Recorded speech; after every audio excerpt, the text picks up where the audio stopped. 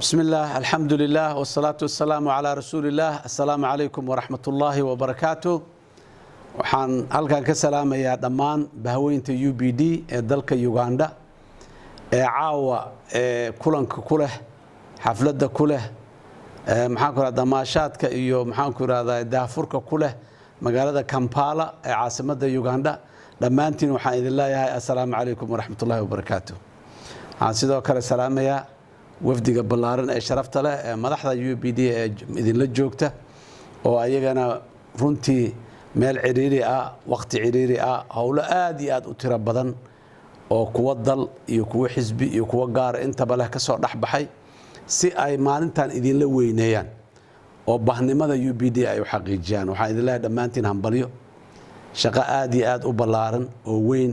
ayaad soo qabateen dhalinyaradiina waxaa daliil u tahay dalkaani waxa wax ka qaban kara inay dhalinyaro tahay ayaa daliil u tihiin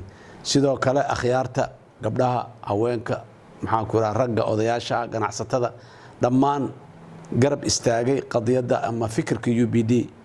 aad iyo aad ayaan u salaamayaa waa u mahad celinayaa waxaan leeyahay tusaale fiican ayaad noqoteen hambalyaan idin leeyahay howl wanaagsan ayaan idin leeyahay waxaan si gaar ah rabaa halkan inaan u xuso adiga oo dhammaantiin wada qiimi badan dadaal badan karti badan yani daacadnimo iyo aaminaad maxaan ku raraa mabaadida xisbiga UPD aad aaminsantihiin ay idinka muuqata haddana ninka la yiraahdo wadaad yare dadaalka uu sameeyay iyo isku xirxirka uu sameeyay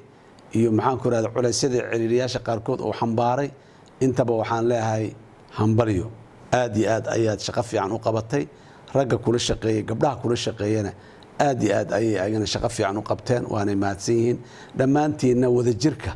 collectivity-ga yani wadajirkaad macna ku leedihiin haddana macnaha aad leedihiin aad ku soo gaarteen wadajira isku ra'yi noqda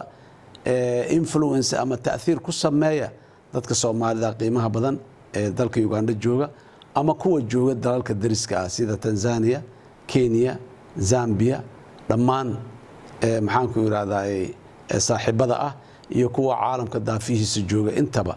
muxuu ahaay dadaalkiina fidiya meesha aad joogtaan la ku ekaanina meesha aad joogtaan guulaad ka keenteen si fiican u dhameystir hadii alila waxa halkan sidoo kale aan wakiil anoo ka ah isoo wakiisho iyo gudoomiye naga gaarsiiyay hambalyo dhammaan bahweynta UPD ee joogta magaalada Muqdisho gaar ahaan garabka dhalinyarada haweenka maxaan ku raadahay kudlada baarlamaaniga ah ee xisbiga dhammaan waa idin soo hambalyeynayeen waana idin soo salaamayeen aad iyo aad u mahadsantihiin guul badan ay wanaaga idin rajaynaa assalaamu calaykum waraxmatullaahi wabarakaatuh